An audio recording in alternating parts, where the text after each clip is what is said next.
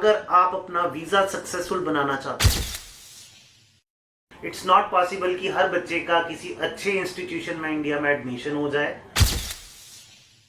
हम आपको जल्दी ऑफर लेटर लेके दे सकते हैं कि इंडिया से बाहर बच्चा जाएगा, डॉलर्स में अर्निंग करेगा, अच्छा करियर बनाएगा, अच्छा लाइफस्टाइल मिलेगा।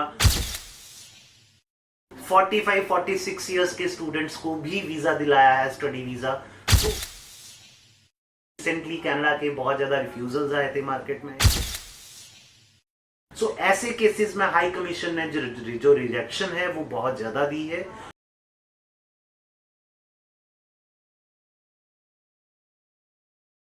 Hello everyone, I Raj Sethi welcome you all in today's session. और अगर बात करें आज के सेशन के बारे में कि आज का सेशन जो है हमारा वो अब्रॉड में जो एजुकेशन बच्चे करना चाहते हैं, सबसे हॉट डेस्टिनेशन की अगर मैं बात करूं तो that is Canada only.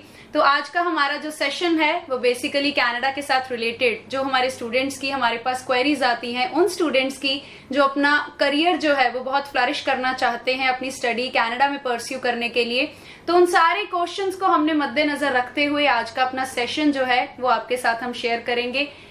Canada की अगर मैं बात करूं तो एक स्टूडेंट अगर कनाडा की जर्नी अपनी स्टार्ट करता है और पहले तो अगर वो मन में सोचता है कि मुझे अपनी स्टडी जो है वो परस्यू करनी है कनाडा में, तो बहुत सारे क्वेश्चंस एक बच्चे के माइंड में आते हैं। उन्हीं सारे क्वेश्चंस को लेके हम आज का अपना सेशन जो है वो बहुत प्रोडक्टिव रखने वाले हैं। और उन क्वेश्चंस को आंसर करने के लिए आज हमारे साथ हैं एडुविंग्स ग्लोबल के CEO mister Gaurav Modgil, and I welcome mister Gaurav Modgil. Thank you for being here with us. Thank you so much राज।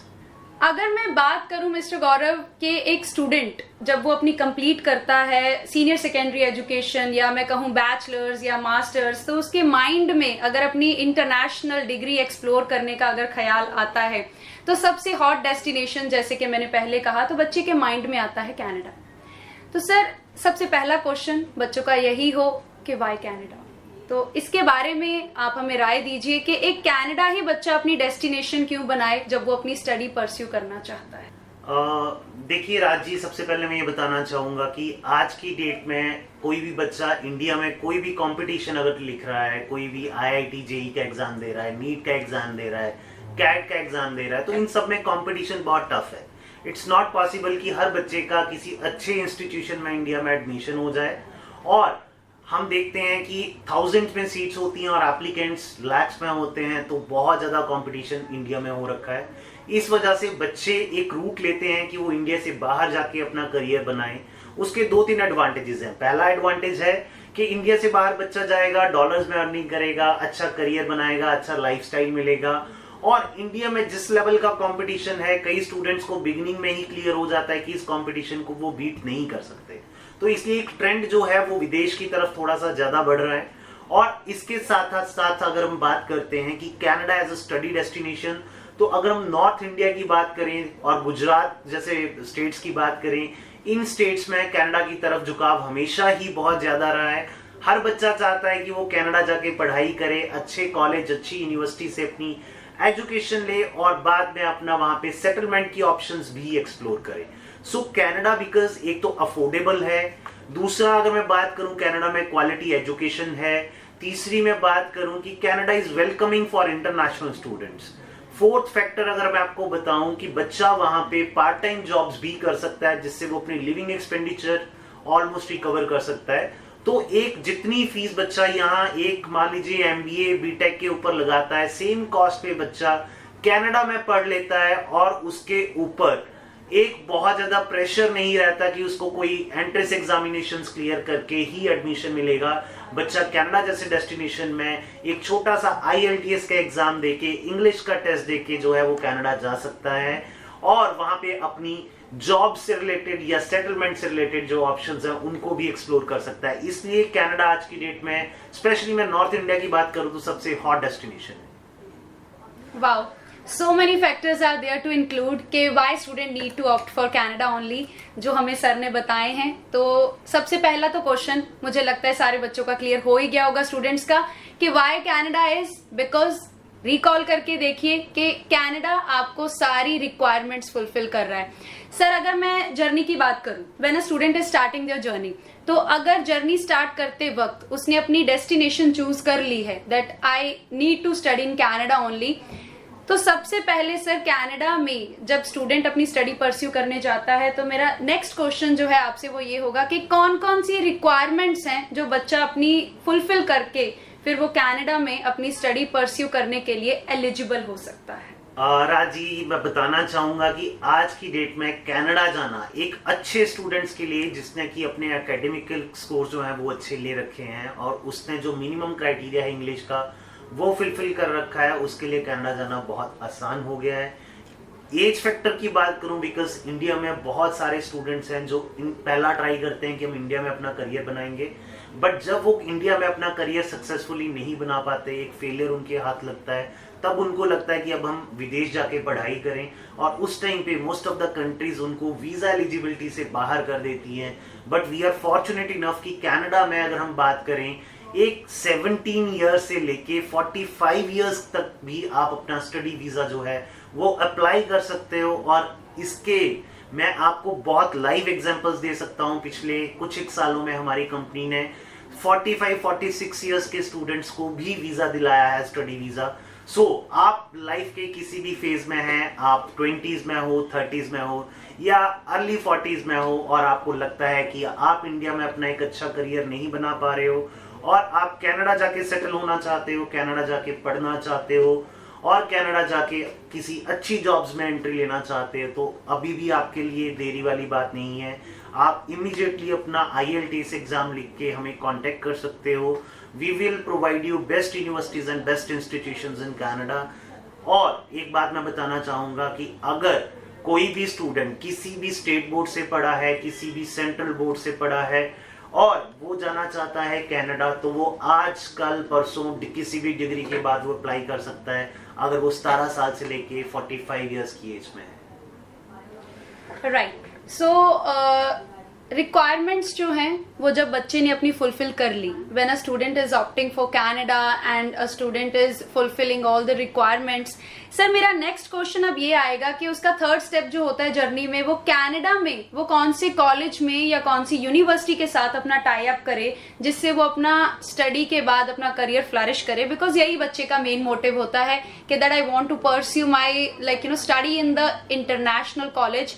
तो सर कौन कौन से कॉलेजेस और यूनिवर्सिटीज आप प्रेफर करते हैं जहां पे बच्चे का जो करियर है वो बहुत ज्यादा फ्लरिश होने के चांसेस ज्यादा हैं? राजी, मैं ये बताना चाहूंगा कि एक बहुत ही इंपॉर्टेंट क्वेश्चन है, बिकॉज इंस्टीट्यूशन यूनिवर्सिटी की सिलेक्शन आज की डेट में, बिकॉज हम एक डिजिटलाइज वर्ल्ड में रह रहे हैं, आज की डेट में 2 कैटेगरीज पे होता है कि अच्छी क्वालिटी वाला इंस्टीट्यूशन चाहिए, अच्छी वेबसाइट वाला कॉलेज चाहिए।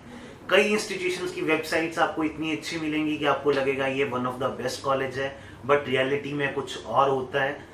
मेजरली हम कैनेडियन इंस्टीट्यूशंस को 2 कैटेगरी में डिवाइड कर सकते हैं, एक है पब्लिक फंडेड इंस्टीट्यूशंस, एक है प्राइवेट फंडेड इंस्टीट्यूशंस। जो तो पब्लिक फंडेड इंस्टीट्यूशन मतलब सरकारी इंस्टीट्यूशंस हैं, वहां पे कोई भी बच्चा अगर पढ़ाई करता है वो पढ़ाई के बाद पोस्ट स्टडी वर्क राइट्स के लिए भी एलिजिबल होता है। बट अगर बच्चा प्राइवेट इंस्टीट्यूशन में पढ़ रहा है और कोई डिप्लोमा प्रोग्राम कर रहा है तो वो पोस्ट स्टडी वर्क राइट्स के लिए एलिजिबल नहीं होता, मतलब पढ़ाई के बाद उस बच्चे को वापस आना पड़ेगा इमीडिएटली। बट यस, अगर कोई प्राइवेट इंस्टीट्यूशन कोई डिग्री करवा रहा है, चाहे वो बैचलर्स डिग्री है या मास्टर्स डिग्री है, तो बच्चा अपना पोस्ट स्टडी वर्क राइट्स के लिए एलिजिबल हो जाएगा। सो कोई भी बच्चा कनाडा जाना चाहता है, don't get confused between SDS and non SDS category. Her institution जिसके पास DLI नंबर है वो एक SDS category, student direct stream जो कैटेगरी है उसके लिए एलिजिबल हो जाता है। बट आपको देखना है, अगर आप कनाडा में स्टडी के बाद वर्क करना चाहते हैं, फिर आपको उस इंस्टीट्यूशन में अप्लाई करना है जिसमें पोस्ट स्टडी वर्क राइट्स मिलते हैं। मतलब कि पब्लिक कॉलेज से आप कोई भी डिप्लोमा सर्टिफिकेट डिग्री करेंगे तो आप एलिजिबल होंगे पोस्ट स्टडी वर्क राइट्स के लिए, और प्राइवेट इंस्टीट्यूशन से सिर्फ आप डिग्री करने के बाद ही एलिजिबल होंगे PGWP के लिए। किसी डिप्लोमा सर्टिफिकेट प्रोग्राम अगर आप प्राइवेट इंस्टीट्यूशन से करते हो तो आप एलिजिबल नहीं होंगे PGWP के लिए। तो कभी भी अगर आप कनाडा की सिलेक्शन करना चाहते हैं इंस्टीट्यूशन की या यूनिवर्सिटी की, आपको सबसे पहले ये समझना पड़ेगा कि आपकी रिक्वायरमेंट्स क्या है। आप पढ़ के वापस आना चाहते हैं या आप वहां पे जॉब भी करना चाहते हैं या सेटलमेंट के ऑप्शंस भी देखना चाहते हैं, अगर आपकी रिक्वायरमेंट्स ये सारी हैं, फिर आपको पब्लिक इंस्टीट्यूशन की तरफ जाना चाहिए। और अगर आप सिर्फ पढ़ के वापस आना चाहते हैं, फिर आप एक प्राइवेट इंस्टीट्यूशन की तरफ जा सकते हैं। कॉलेजेस डिसाइड होने के बाद it depends on students profile कि वो कौन से कोर्स को ऑप्ट करे, तो वो तो आपकी क्वेरीज तभी क्लियर हो सकती हैं जब आपका एक एक प्रोफाइल हमारे पास आएगा।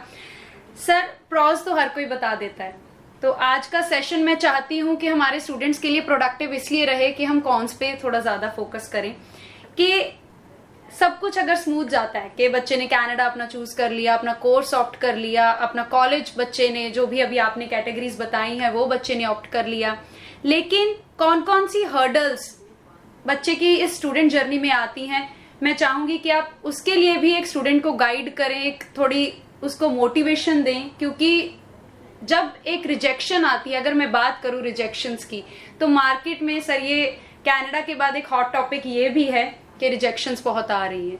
वो स्टूडेंट जो है वो बहुत ज्यादा वरिड हो जाता है अपनी फाइल लगवाते वक्त। तो मेरे दो क्वेश्चंस यहाँ पे आते हैं स्टूडेंट के लिए।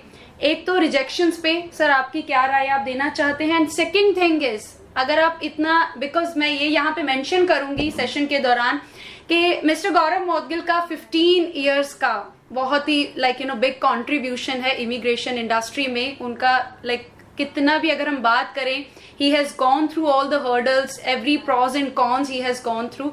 तो सर आप प्लीज बच्चे को यहाँ पे गाइड कीजिए कि उसकी रिजेक्शंस जो मार्केट में बहुत हॉट टॉपिक चल रहा है, और उसके बाद स्टूडेंट की जर्नी में जो वो अपनी शुरू करता है इंडिया से लेके बाहर, जो भी आपने बताया, वहाँ कौन कौन सी हर्डल्स उसको फेस करनी पड़ सकती है। सुराज जी, दोनों क्वेश्चन जो आपने पूछे हैं बड़े ही अच्छे क्वेश्चंस हैं जो पेरेंट्स या स्टूडेंट्स हर टाइम इस चीज के बारे में सुनना चाहते हैं। पहला क्वेश्चन जो आपने मुझसे पूछा है वो है रिफ्यूजल्स के ऊपर। रिसेंटली कनाडा के बहुत ज्यादा रिफ्यूजल्स आए थे मार्केट में, जिससे कि स्टूडेंट्स वरीड थे कि उनको कनाडा का स्टडी वीजा मिलेगा कि नहीं मिलेगा। अब मैं आपको सबसे पहले बताना चाहूंगा कि रिफ्यूजल के रीजंस क्या थे और क्या प्रिकॉशंस लेके आप अपने वीजा को सक्सेसफुल बना सकते हो। आज रिफ्यूजल का सबसे बड़ा रीजन है अगर आप लॉजिकल प्रोग्रेशन ऑफ स्टडीज नहीं लेते हो। आपने देखा होगा जितना भी रिजेक्शन मार्केट में आया है वो मैक्सिमम आया है ग्रेजुएट्स या मास्टर्स किए हुए स्टूडेंट्स के लिए, जिन्होंने अपना ग्रेजुएशन इंडिया में कर लिया है, पोस्ट ग्रेजुएशन बाहर करना चाहते हैं, या मास्टर्स कर चुके हैं फिर पोस्ट ग्रेजुएशन के लिए दोबारा कनाडा में जाना चाह रहे हैं। उन बच्चों को रिजेक्शन मिला है बिकॉज होता क्या है, बच्चे ने, मान लीजिए मैं आपको एक एग्जाम्पल देता हूं कि बच्चे ने bachelors of business administration India में कर रखा है और वो post graduation diploma in business करना चाहता है कनाडा जाके, जिसका अगर आप करिकुलम चेक करेंगे तो 90% सेम होगा। तो हाई कमीशन डेफिनेटली आपके ऊपर डाउट करेगी कि जो आप पढ़ने जा रहे हो आप ऑलरेडी पढ़ चुके हो, तो आप एक जरिया बना के कनाडा में एंटर करना चाहते हो, इसलिए कनाडा में वीजा की रिजेक्शन जो है वो बहुत ज्यादा आ रही थी। या फिर बच्चा ऑलरेडी मास्टर्स कर चुका है, मान लीजिए एमबीए कर चुका है और उसके बाद कह रहा है कि मुझे पोस्ट ग्रेजुएट डिप्लोमा बिजनेस में करना है, तो उसकी ऑलरेडी क्वालिफिकेशन बहुत ज्यादा है और जो वो करने जा रहा है वो बहुत छोटे लेवल का प्रोग्राम है जो उसने ऑलरेडी पढ़ रखा है। ऐसे केसेस में हाई कमीशन ने जो रिजेक्शन है वो बहुत ज्यादा दी है।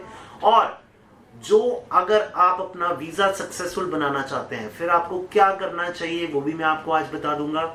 आपको 3 चीजें करनी है। एक, आपके एकेडमिक्स बहुत अच्छे होने चाहिए। आपके अगर एकेडमिक्स 70% से ऊपर हैं, कोर सब्जेक्ट्स की परसेंटेज अच्छी है, अगर 60% के आसपास आपके कोर सब्जेक्ट्स हैं, ओवरऑल आपके 70% हैं और IELTS में आपके 6 ओवरऑल 6 ईच हैं, तो आपका प्रोफाइल बहुत अच्छा है। अब इस प्रोफाइल को आपको फर्दर क्या करना है, आपको लेना है एक स्पेशलाइज्ड प्रोग्राम। फॉर एग्जांपल, आप कर चुके हैं बैचलर्स इन कंप्यूटर एप्लीकेशन, तो आप सिर्फ post graduate diploma in computer application में नहीं जाएंगे, आप जाएंगे इस पे एक स्पेशलाइज्ड कोर्स के लिए, like software engineering, game development हो गया, वायरलेस नेटवर्किंग हो गया। मतलब आपको अपने एरिया की एक स्पेशलाइज्ड फील्ड जो है वो चूज करनी है, जिससे कि आप ये जस्टिफाई कर सको कि मैं जो पढ़ाई कर रहा हूं वो एक वैल्यू एडिशन करेगी मेरे प्रोफाइल में। अगर आप ये तीनों चीजें कर रहे हैं, मैं एक बार फिर से रिपीट कर देता हूं, अगर आपके अच्छे एकेडमिक्स हैं, आपका IELTS का स्कोर 6 ओवरऑल 6 ईच है और आप एक लॉजिकल प्रोग्रेशन ऑफ स्टडीज, मतलब एक स्पेशलाइज्ड कोर्स में जा रहे हैं कनाडा, फिर आपके वीजा रिजेक्शन के चांसेस जो हैं वो ऑलमोस्ट निग्लिजिबल हो जाएंगे। यही एक थ्योरी है जिसके थ्रू जो वीजा सक्सेस रेट है वो बहुत बेटर रहती है। इवन मैं आप सबको बताना चाहूंगा कि आज की डेट में जहां बड़े बड़े कंसल्टेंट्स ने कनाडा को प्रमोट करना बंद कर दिया कि रिजेक्शन ज्यादा आ रही है, एडुविंग्स के डेली वीजाज आते हैं, हर एक कैटेगरी में हमारे स्टूडेंट्स के वीजाज आ रहे हैं। और ये वीजाज इसलिए आ रहे हैं बिकॉज हम बिगिनिंग में ही ये वर्क करते हैं कि क्या क्या करके, क्या वैल्यू एडिशन करके हम बच्चे के प्रोफाइल को जस्टिफाई कर सकते हैं। सेकंड क्वेश्चन जो राज जी आपने पूछा है कि बच्चे को किस किस तरह की डिफिकल्टीज आती हैं कनाडा जाने के लिए और वो डिफिकल्टीज को ओवरकम कैसे किया जा सकता है, वो भी मैं आपको बताऊंगा। आज की डेट में जब हम कनाडा की बात करते हैं, बिकॉज कनाडा जैसे मैंने बताया नॉर्थ इंडियंस का पहला प्रेफर्ड डेस्टिनेशन है स्टडीज के लिए, और मोस्ट ऑफ द इंस्टीट्यूशन जो है वो ओवर सब्सक्राइब्ड है। उनके पास जितनी सीट्स हैं उससे भी ज्यादा एडमिशंस उनके पास आ रखे हैं। तो सबसे पहला फैक्टर तो बच्चे को एडमिशन लेने में बहुत डिफिकल्टी होती है। जहां बच्चा एडमिशन लेना चाहता है वहां पे उसके पास सीट्स नहीं हो पाती हैं कॉलेजेस यूनिवर्सिटीज में, और इसके लिए बच्चे को टाइमली अप्लाई करना पड़ता है। सेकेंडली, बच्चा जब ऑफर लेटर आ जाता है तो because high commission is taking a lot of time, तो लंबा टाइम लग रहा है वीजा प्रोसेसिंग के लिए। अगर किसी को आज नेक्स्ट पॉसिबल इनटेक के लिए जाना है तो कम से कम 3 से 4 महीने का टाइम बच्चे के पास होना चाहिए। अगर किसी स्टूडेंट को एडमिशंस लेने में डिफिकल्टी आ रही है तो हर एजेंसीज के आज की डेट में कोटाज हैं। बच्चा उनको कॉल करके पूछ सकता है, बच्चा हमें कॉल करके पूछ सकता है कि मैं इस कॉलेज में जाना चाहता हूँ, क्या आपके पास सीट अवेलेबल है या नहीं है। अगर हमारे पास सीट अवेलेबल है तो हम ट्राई करेंगे कि आपकी नेक्स्ट पॉसिबल इनटेक में एडमिशन करवा दें। इसके साथ साथ और भी बहुत तरह की डिफिकल्टीज जो बच्चे को फेस करनी पड़ती हैं। टिकट्स महंगी हैं, बच्चे को टिकट का टाइमली प्लान करना पड़ता है, अकोमोडेशंस मैनेज करनी पड़ती हैं, जिसके लिए हम आपको हेल्प कर देते हैं कि आप वहां जाइए तो आपको कोई डिफिकल्टी ना आए।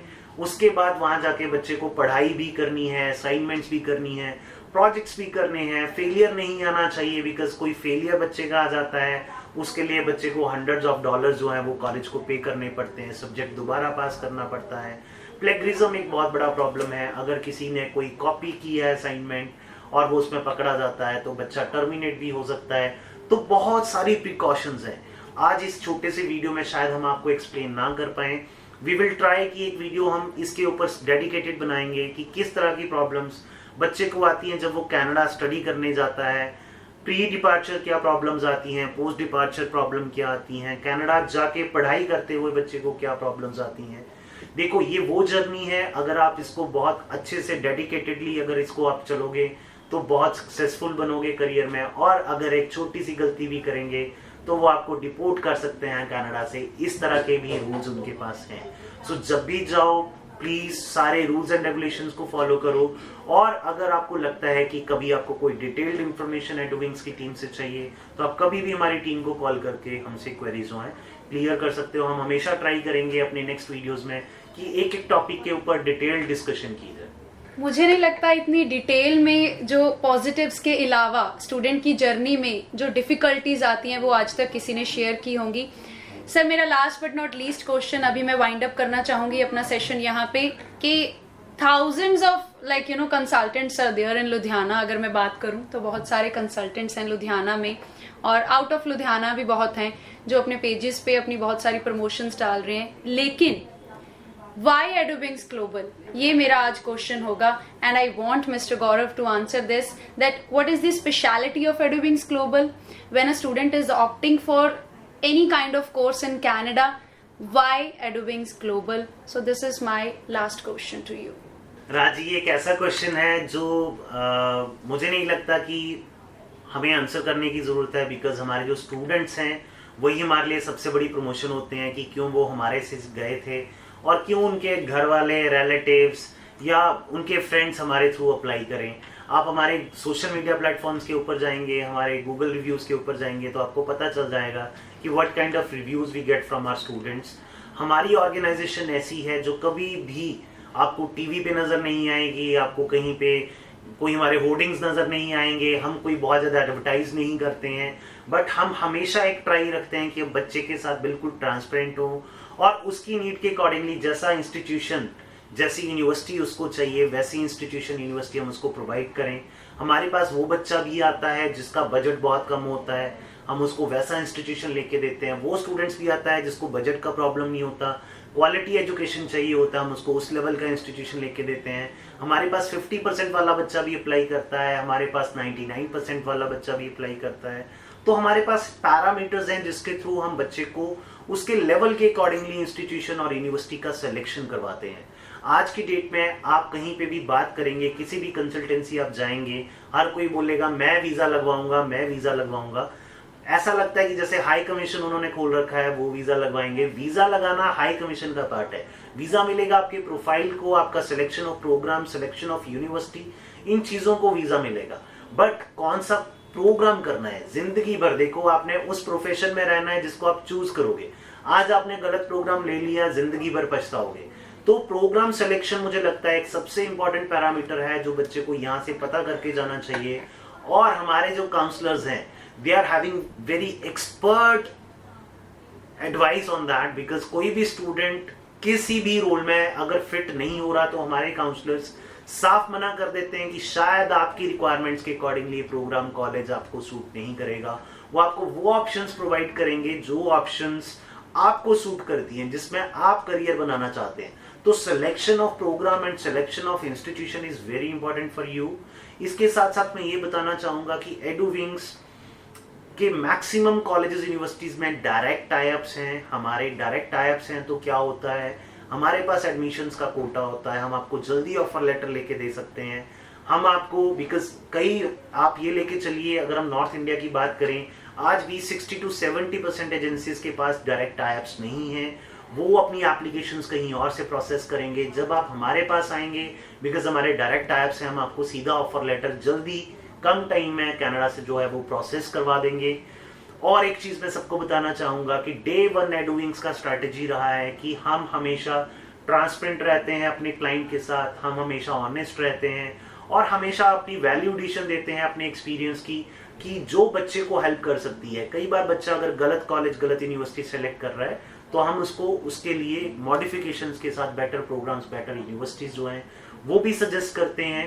तो ये सारे पैरामीटर्स हैं। आज अगर आप देखोगे हमारी कंपनी को, मैं अगर बोलूं कि हमें कई कॉलेजेस ने नंबर 1 का अवार्ड दिया है कनाडा से, in terms of retention, in terms of quality, in terms of numbers.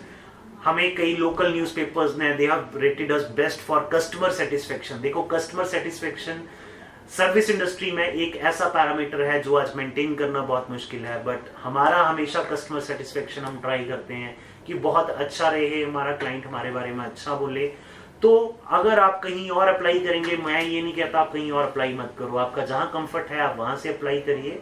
But अगर कोई अपने केसेस में किसी को कोई प्रॉब्लम फेस हो रही है तो वो एक बार हमारी टीम से जरूर मिले। हम आपको 3 चीजें यहाँ श्योर करेंगे कि हमारी ट्रांसपेरेंसी पूरी होगी, क्वालिटी पूरी मिलेगी और जो भी प्रोसेसेस होंगे वो आपके साथ बिल्कुल क्लियर होंगे।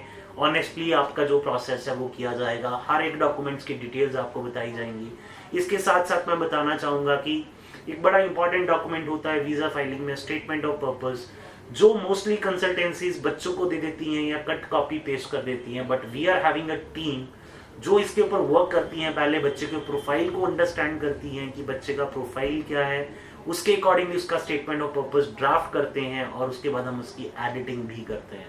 तो अगर आप अपना केस बहुत अच्छे वे से रिप्रेजेंट करना चाहते हैं, अपनी पसंद के कोर्स में जाना चाहते हैं, अपनी पसंद के कॉलेज में जाना चाहते हैं, अपनी पसंद की लोकेशन में जाना चाहते हैं और फाइल बिल्कुल ट्रांसपेरेंट तरीके से हाई कमीशन को देना चाहते हैं, एक एक डॉक्यूमेंट आपको पता होना चाहिए अपनी फाइल में कि मैंने ये लगाया है, ये किया है, जिससे कि आपका सिर्फ वहां जाने का सपना नहीं, वहां जाके अपना जॉब करने का या सेटलमेंट का सपना भी साकार हो सके। सो कोई भी स्टूडेंट कहीं से भी अप्लाई कर रहा है, कहीं से भी कोई उसके पास कोई क्वेरी है, कोई प्रॉब्लम है, हमारी टीम को एक बार कांटेक्ट करके जरूर पूछे। Thank you so much. Thank you so much sir for guiding us in a proper way। और इस सारी इंफॉर्मेशन के बाद I must say EG is Eduvings Global and I can name it in another way, EG is excellent guidance। So कोशिश की है students के लिए कि आज का जो सेशन है वो प्रोडक्टिव रखें। आपकी सारी क्वेरीज हमने कलेक्टिवली, क्यूमुलेटिवली हमने कोशिश की है कि वो सारी क्वेरीज को इस वीडियो में हम क्लियर करें। लेकिन कुछ क्वेश्चंस अगर रह भी गए regarding your profile, regarding anything, so you have an option. आप हमें हमारे हेल्पलाइन नंबर पे कॉल कर सकते हैं, अपनी क्वेरीज हमारे साथ शेयर कर सकते हैं। As I mentioned, Eduwings global excellent guidance. So Next time, we will be there for you with new country, with new questions, with new queries. For the time being, thank you so much. And I'm again thankful to Mr. Gaurav Modgil, the CEO of EduWings Global, for taking out his precious time for us. Thank you so much, sir.